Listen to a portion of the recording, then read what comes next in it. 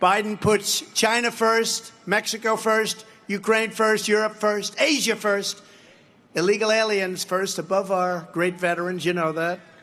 Puts the illegal aliens above our veterans. Our veterans live like hell. But he puts America last. He puts our military last. He puts our veterans last. He puts workers last. He puts small businesses last. He puts everything that's good and proper last. He puts it last. It's crazy. I put America first every single time. This may be one of Donald Trump's biggest lies about Joe Biden, but the myth that Biden has put American workers last is surprisingly popular among Republicans. And more concerningly for Biden, a lot of independents believe it too. Now, before we move forward, I'm going to tell you exactly why that's wrong, and why Joe Biden has actually been one of the most effective pro-labor presidents since Franklin Roosevelt and the New Deal. Don't believe me? I don't blame you. But stick around till the end, because I have the receipts to prove it. For decades, labor's had a nasty choice. You could vote for Democrats who don't actually seem to get anything done, and Republicans who actively want to bust unions. Bill Clinton promised us a union resurgence. Instead, he gave us NAFTA. Barack Obama pledged to pass the PRO Act and make it easier for unions to organize. He never even put it up for a vote. But Joe Biden has quietly done something extraordinary. It involves his appointment of Jennifer Abruzzo as general counsel of the National Labor Relations Board. As it turns out, Abruzzo has quietly gotten more done for organized labor than anyone else in my lifetime. Now, up until a month ago, companies like Amazon could harass their employees without fear, because the only thing the NLRB could do was demand the company host a new union election and promise it would be fair. That's why Amazon's Bessemer, Alabama fulfillment center is now on its third union election, after repeated and undeniable anti-union tactics by Amazon corporate. But in a recent ruling, the NLRB and Abruzzo have done something historic. If companies like Amazon or Starbucks are shown to have engaged in anti-union tactics that influence the outcome of a union election, the NLRB can now impose a union on the company from outside. Basically, if a major company can't run a fair election, the NLRB will now treat that as an election they forfeited. If you hate unions, you're gonna hate this.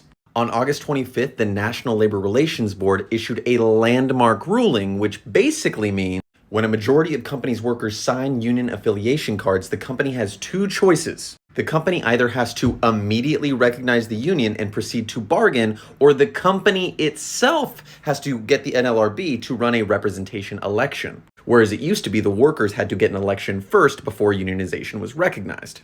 And if a company does request an election and it's found that they commit unfair labor practice while the unionization drive is going on, then the company has to immediately recognize the union and start to bargain. Now guys, I know this is labor law, but it's tough to overstate how big a decision that is, and how much power it puts back in the hands of labor unions that have been dominated by mega corporations for years. Over 3/4 of all union organizing efforts see some level of corporate interference. Now companies risk having a union imposed on them if they keep trying to rig votes. That's going to have huge impacts on the workplace, because companies like Amazon and Starbucks love meddling in union elections. No president in 2 generations has taken so direct a step to support actual union organizing. And instead of celebrating that, CNN is reporting Trump-approved talking points like this. Now, Donald Trump himself has clashed with unions in the past, but their argument now is that he is pro-worker. So expect to hear this pivot in his messaging towards that general election, talking about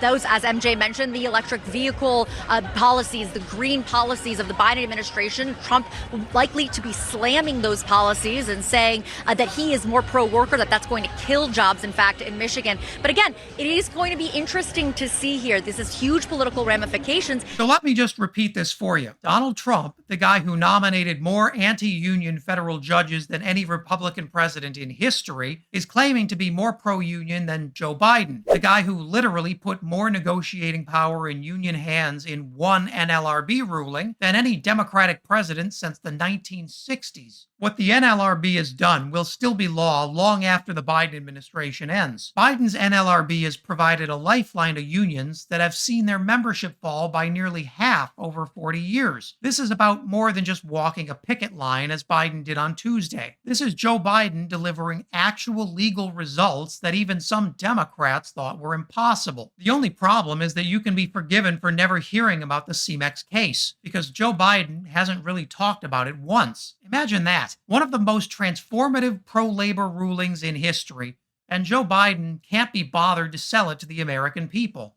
Why? Now more than ever, America's seeing a renaissance in labor organizing. Pro-union sentiment is at its highest level in decades, and unions are actually winning real fights against greedy corporate executives. The Biden administration just made that a lot easier, not just for the campaigns happening now, but for every single union organizing effort in the future. In a world of 30-second sound bites and outrage farming, it's important to understand that real progressive change is happening, and it's happening in big ways that shore up the American middle class for a generation to come.